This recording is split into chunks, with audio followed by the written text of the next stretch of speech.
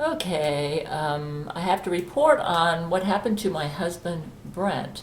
I was filling out paperwork and I needed something notarized, and I needed a special document, a 1099, for my Audible. And I reminded Brent that I needed this, and so I was Skyping with him, and this was on I think it was 2 days ago. Yeah, 2 days ago. So I said, was the website having problems? Because he told me, I just got you your 1099. It took him a couple days because I found out that I needed it to submit some paperwork that I need to do to get my benefits. Brent said, so I said, thank you, my dear. He said, yes, the website was having problems, and when it didn't get fixed, I flew to the Amazon headquarters myself to find out what the holdup was. I said, wow, so what happened? So you flew there in your Metcha Gail suit? He said, yes. I was in my Metcha Gail suit.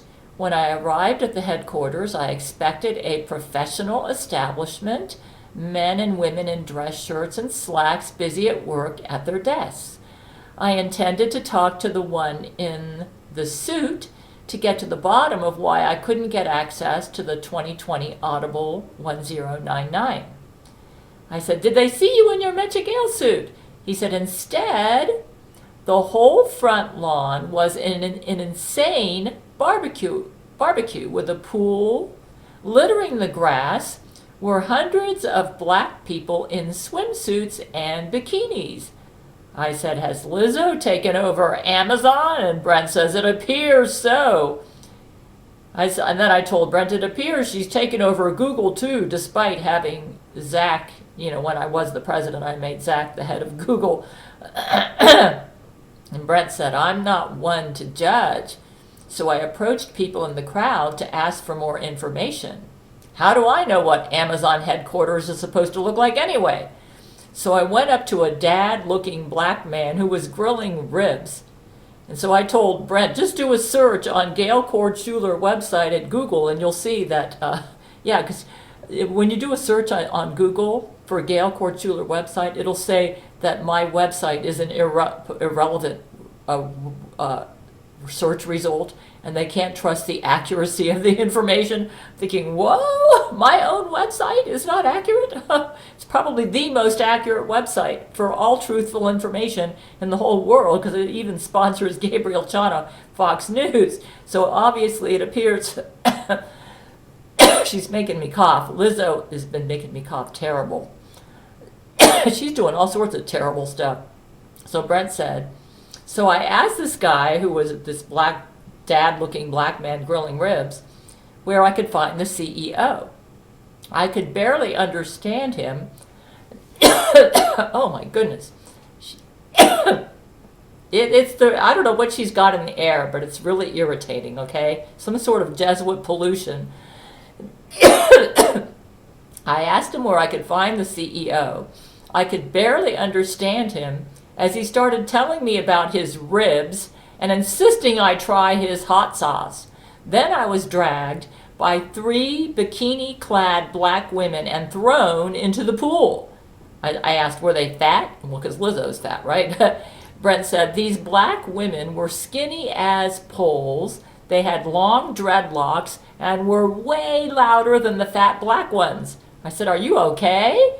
And he said, I'm recovering. This was 2 days ago.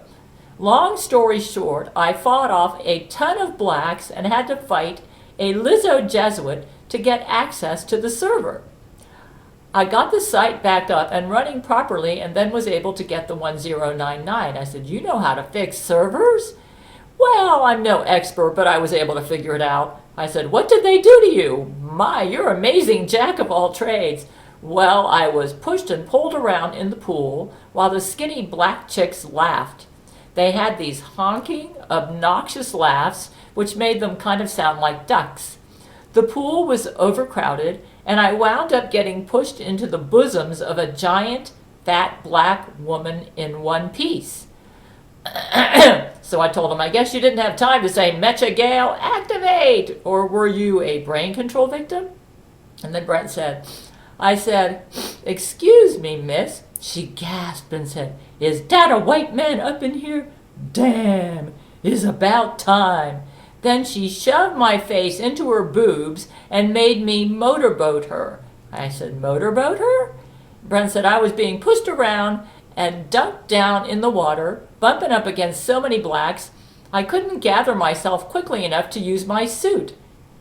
So I asked him what motorboat meant. I'm not up on all this. You got to understand, I'm very strongly asexual, okay? So you got water in your lungs? I see. You were trying to be a gentleman, and they took advantage of that to attack you by surprise. You didn't know these were Lizzo Jesuits? Brent, yes, I was choking on water. I have a little pneumonia now, but I will be okay. And I told Zach Knight, I had this cup that I drink out of, and it's got the skin of my men's penis on the rim. So every time I drink it, I stimulate their penises, and they ejaculate into the cup. And Zach Knight has like super antibiotic semen that kills every germ in existence, which is why Lizzo had to create the mites to get to me, because she knows I drink his semen regularly in that cup. You say, you're asexual. I'm going to explain my asexuality a little better. I am unique, a very unique asexual. You cannot put a label on me. Anyways, we're getting off the subject. So I see you were trying to be a gentleman, and they took advantage of that to attack you by surprise. You didn't know these were Liz. Yeah. So he said, yes, I was choking on water. I have a little pneumonia now, but I'll be okay. So he drank from Zach's semen, and he started feeling better immediately. He told me that the pneumonia he had gave him a bacterial and fungal infection a little bit in his lungs. So basically, he was sexually assaulted and got an STD in the form of pneumonia from the interaction. Basically, he was sexually assaulted. That's what and I was angry over this. He said, motorboating is when a man puts his head between a woman's boobs and rapidly rocks his head back and forth while making a brr, brr sound. It sounds absolutely disgusting to me. You gotta remember, I am very asexual. I'm listening to this thinking, I don't get how anybody can get a thrill out of this. The fat black woman forced me into it, and I sucked down more water into my lungs in the process. I said, are those women dead? And Brent said, I was trying not to be racist by assuming that blacks don't work at Amazon. They deserve to die for what they did. I can give the order as Vice President Gail if you want. He said, my primary objective was to get to that 1099. So while I didn't slaughter them all myself, I have sent our military there to take them out. Good. You mean they're still alive? They should be dead by now, Brent replied. Make sure to cut up their corpses and burn it up on a huge bonfire on Gabriel Chan of Fox News and tell those scumbags to quit messing with my husband. So I asked him, you were trying not to be racist by assuming that blacks don't work at Amazon? What did you mean by this? Well, it would be racist for me to assume there weren't blacks working at Amazon. I thought maybe this was some kind of company event. So, did they work for Amazon? And then Brent said, I know black girls can be rowdy, so I brushed off what they did to me in the pool, coughing and sputtering and still a bit traumatized by those black flapjack breasts. Believe me, I know my husband, this would do nothing for him. It was total sexual abuse. I mean, he did not want to do this.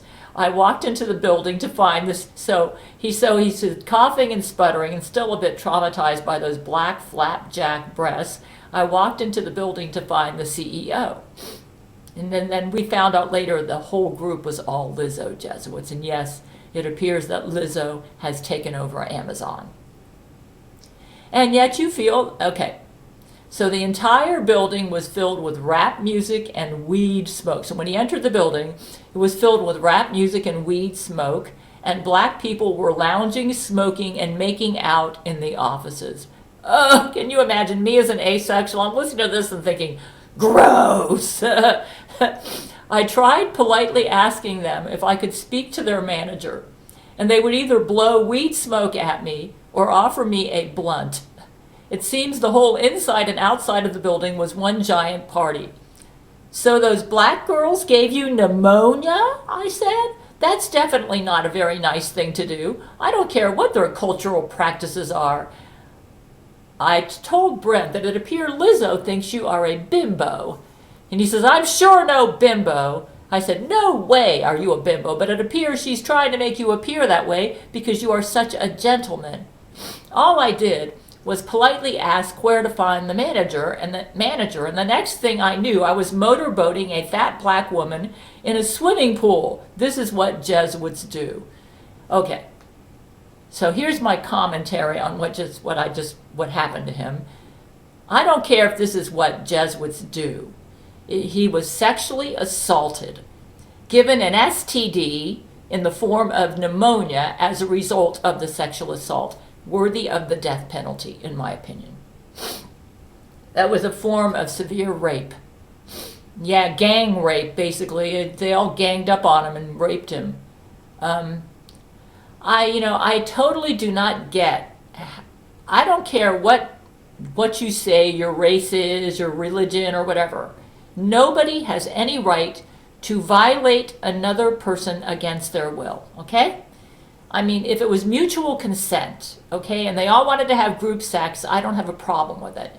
But this was sexual assault. Brent, I can assure you, I know my husband. I have sex with him every day here in my apartment. He's my husband, okay? He did not enjoy this. He's monogamous. He does, as a monogamous person, he gets no thrill in doing anything that he feels goes against his loyalty to me, okay? I am, and we got to be careful with these labels, but I'm pretty much polyamorous asexual. I'm going to try to explain that. I'm not going to be using labels on me, like I'm not going to go demisexual, gray sexual, and all that stuff. Actually, I'm none of those labels. I am uniquely Gail, but I probably with the labels that you all understand, polyamorous asexual is the best way to describe me. But the thing is, I think most of you understand that what they did to Brent was wrong. And I think they know what they did to Brent was wrong. But for some odd reason, we've got a group out there called the Lizzo Jesuits who enjoy being selfish, abusive, and gross, and disgusting. They get a high from abusive sex. I gotta admit, I'm having a really hard time understanding that. I get a high from compersion sex. Oh, she's terrible. You say, what is that? That is something uniquely Gail. I figured out that my entire life, that every time I got an orgasm, it's when I experienced full compersion with my partner, and literally vicariously experienced his orgasm. That's how I get one. And I don't need an orgasm to find sex meaningful either. It doesn't.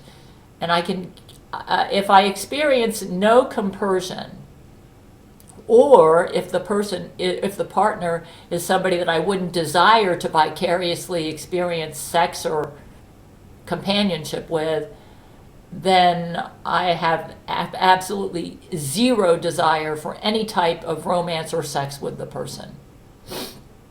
Compersion is a very strong element in my interactions that along a sexual romantic line. So I've been that way my whole life. I actually thought everybody was like me. I didn't realize that that's actually a form of asexuality. Let me tell you, you might say, how does that work? Does it mean you don't have a sex drive? No. I actually had a stronger sex drive as a young lady, but now that I'm older and have been through menopause, my sex drive is pretty much almost the only way I can drum it up, and I say the word drum it up because of my asexuality, is with when my partner is turned on and I'm feeling vicariously what they're feeling. It's my whole life, I understand this now, my whole life, any sexual attraction that I've had towards my partner has been through what I would call vicarious sex.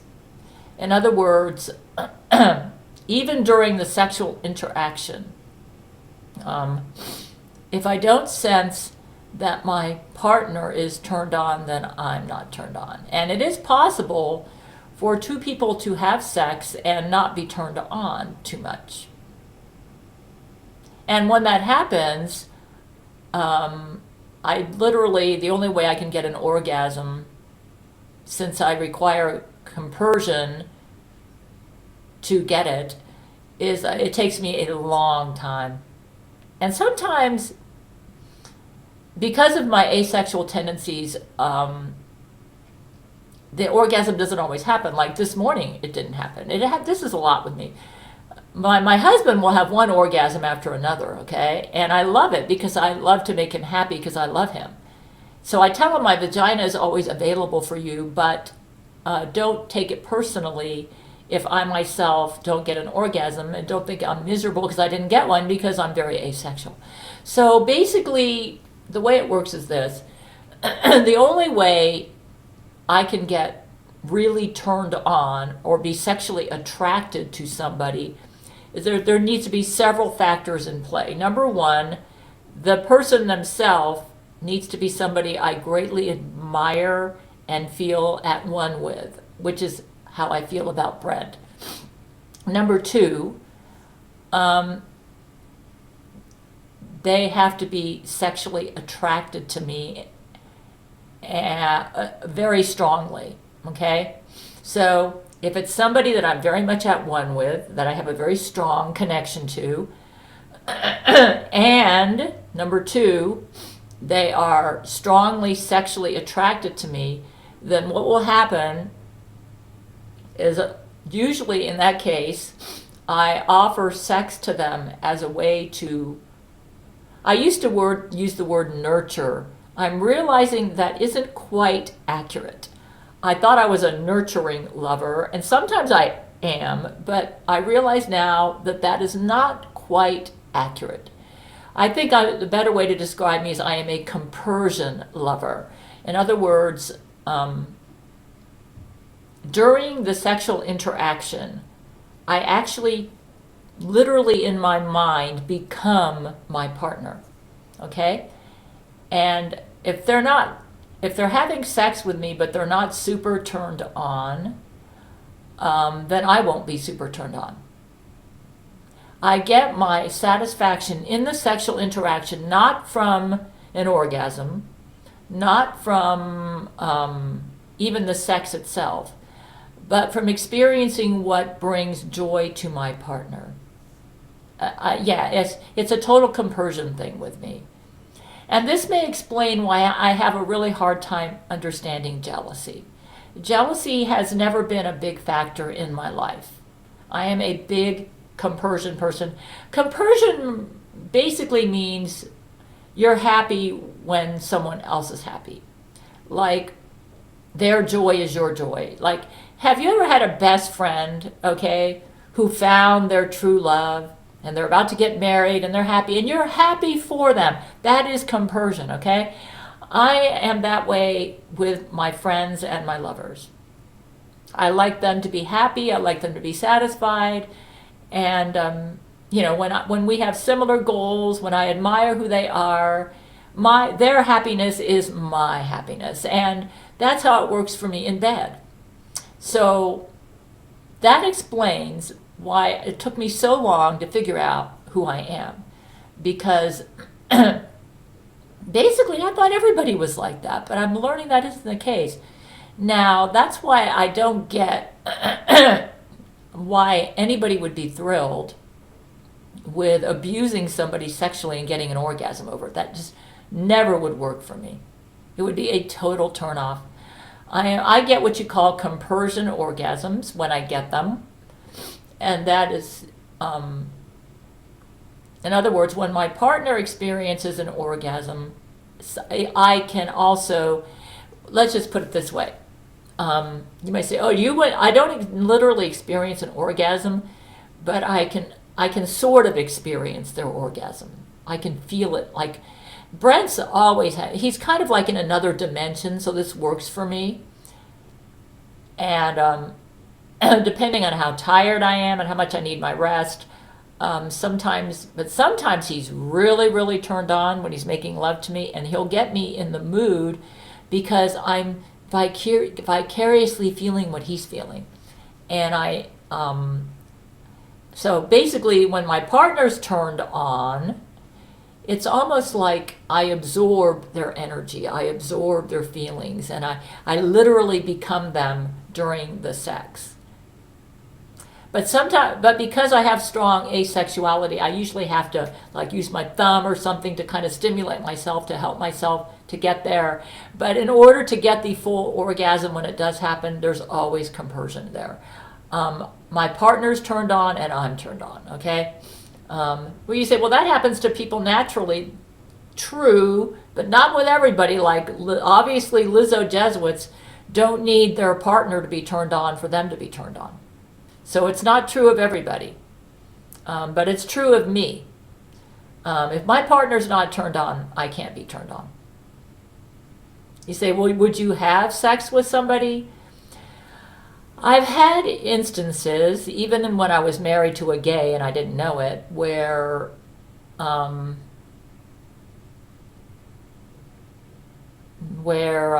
I thought my partner was turned on and they weren't, and that might explain why eventually the sex life started to become, sex is not a super big deal to me. I'm serious. I'm kind of lackadaisical about it. But it is a big deal to my partner because he's a passionate monogamous person. So because I know it's a big deal to him, I like to make sure he gets plenty of it. I told him my vagina is always available for you, but I said because of my asexuality, I don't have energy for more than one person at a time. And even in the past, when I acted out my polyamory, 98% of the time, it was one person at a time. You may say, how does polyamory work when you're asexual? I'm what you call a hierarchical polyamorous person, which is I've got one main man, and I've been like this my whole life. One main man and secondary lovers. And I could be with my main man for years and have no need for my secondary because of my asexuality. The way it works is if I have secondary lovers, it's usually on a friendship basis, and I let the main man get all the sex. So the main person gets like 99% of the sex because I don't have any. I'm too asexual, and then I have intimate friendship relationships with the others. Now, what I've done is because I realized that a lot of the men on my marriage list are not asexual, okay, but they are polyamorous or maybe monogamous. I say you are free to go. And I hope you're free to find someone else. If you want, you can stay on my marriage list and have other women at the same time, as long as they support me and are not against me and what I stand for. Or another thing that I've done is I'll show you the page. I've created a page of some women that I think have my values and who are hot. And I said, make an automaton. I made an automaton of Sylvia Hitchcock, Miss Universe 1967. One of a black woman who I think is really hot. She was Miss Nigeria. She won Miss World 2001, I believe it was. I said, oh, she's really hot. I said, make an automaton of her. There was one, Oksana Fedorova, I think. She won Miss Universe 2002, I think it was, then got disqualified, I don't know. But to me, I thought she was super hot. I said, make an automaton of her. I said, make an automaton of all these women when they were super hot. And please consider these my friends and go enjoy yourself with them. I said, you can't make an automaton pregnant. I don't care because I'm too asexual to have a whole bunch of you. And yet you all are not, and you deserve to have your sexual needs met or whatever. So what? I said, go have fun. They're my friends. I think... Yeah. I said, have you ever had group sex? I do, but I really don't get too much out of it. I'll be honest with you. I mostly do it just in the past, I did it because it was expected of me. You know, my whole life, and they were all turned on and they wanted to have it with me. So I said, okay, but not all the time. This is kind of boring to me, Yeah, just you're my friends and I like making you happy. And, I know you all think I'm hot and everything. And, he said, what did you do the Playboy stuff for? Yeah, like I said, I'm polyamorous. I believe in true and free love, okay? But I'm also asexual. It doesn't mean that I think people that are not asexual are wrong, or that you're wrong to be monogamous. I think everybody should just respect everybody else's sexuality, acknowledge that people are different, and don't try to force your version of sexuality on them like these Lizzo Jesuits are doing. Don't be abusive. Don't use sexual assault. I mean, Brent had no desire to have any sex. He's monogamous, okay? You need to respect that. Now, if he wanted to have sex with you, but I know he doesn't because I know him, that would be different. But he didn't want it. So you had no business giving him an STD in the form of bacterial and fungal pneumonia, forcing your nasty sex on him, because that's how he saw it, okay? And that's, to me, I don't get how anybody, what do they call that term? I don't get how anybody gets anything out of they call it motorboating. I mean, to me, it's like, in my vision as an asexual person, okay? To me, that's like two blobs getting together and swiveling over each other and puking and defecating on each. That's how I see it, okay? And so what if their breasts are flapping and all this stuff? To me, it's just like, gross, disgusting. And you're forcing my partner to, I was furious. I said, take them out. That is gross. You have no business forcing your gross, vulgar, I don't know what you want to call it, practices. I don't even call it sex. I think it's even below sex. I don't know what it is. It's gross on my husband. Yeah, okay? But if that floats your boat, and I've got friends that actually like motorboating, I'm thinking, really? He goes, yeah, we think it's cool. We do it in our gay relationships. I said, all right. I said, to each his own, okay? It's not my thing for sure, okay? And you need to, and they need anybody. I don't care what your sexual orientation is, okay? You need to respect people that are different from you. You need to respect asexuals. You need to respect homosexuals. You need to respect monogamous people. You need to respect polyamorous people. We're all different.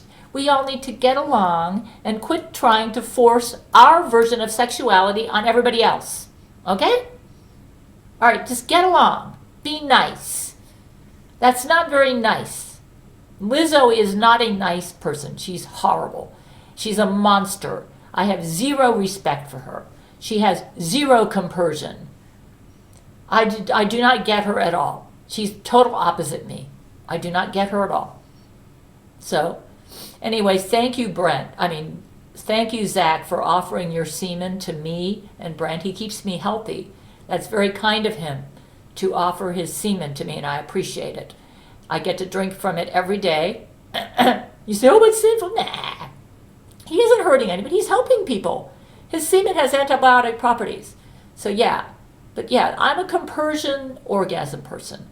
I do not get an orgasm unless I have a connection with the person and unless they're turned on. Those two things have to be happening, and because I'm so strongly asexual, they have to be very turned on. And then I vicariously kind of like enter their body during the sexual interaction and experience their turn on. Right, that's how it works, okay? So if they're very turned on, generally, that's what it takes for me to get an orgasm. And even then, I usually need about a 45-minute build-up. It's almost like I'm getting into character for a part when I do the sex because of my asexuality. And until I totally lose myself into that person, I cannot get an orgasm. Hey, you might say, you're mentally ill. No, I'm asexual. Yeah. But yet I desire to have intimate relationships with the opposite sex. kind of like an asexual heterosexual. I'm not lesbian at all. So, yeah, I mean, to each his own. If somebody's lesbian, cool, right? Just don't force yourself on others. Respect the differences. Get along with everyone. Be nice. Be considerate. You say, why are, I don't, I, you know, I just, yeah, in the past, even when I had a strong sex drive, I never really had sexual attraction to anyone in my 20s, unless I sensed they were sexually attracted to me and I had a connection with them. Okay? Those two things had to be happening. The connection, and they needed to be sexually attracted to me. If those two things are there, then I can experience sexual attraction. And then when I do get into sex with them, in order for me to get an orgasm, those two things need to be really strong, and I need to vicariously lose myself into them, and I literally experience their orgasm vicariously, and that's how I get an orgasm. Yeah. That's how it works for me. And it's almost like I can subconsciously sense if my partner's sexually attracted to me, if I'm at one with them. And I can subconsciously sense if they're not, if they're just kind of like having sex out of obligation. In that case, if I can subconsciously sense that the sex is not really coming out of a deep-rooted sexual attraction, I usually don't get an orgasm, or it takes me 2 hours. I've got to lie to myself and think that, or you know, and then I get wore out. Usually, if I have a partner who's like that, it'll get to the point where I'll just refuse to have sex with them. It's like, I've had enough of this. This isn't my bag, you know. Let's just be friends or whatever, you know. Or if I've lost my connection with them. If either of those two things happens, sexual attraction for me for that person goes totally out the window. I am that strong of an asexual, okay? Yeah.